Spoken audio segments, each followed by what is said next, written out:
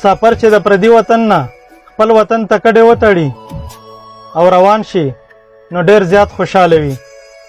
دومره خوشحاله وي چې بیخي یې حد او اندازه نه وي. خپې په ځمکه نه لګي.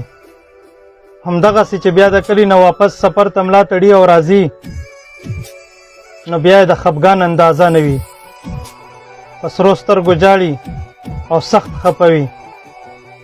پر ودانه یې دغه سوالونه کوي چې خدایه د آخري شپه اوږده کې او تر قیامته یې مه ختموې. ټپه ده چې خدایه 18 کاله شپه کې، خدایه 18 کاله شپه کې سبا یې مه کې جانان بل وطن ته ځینه.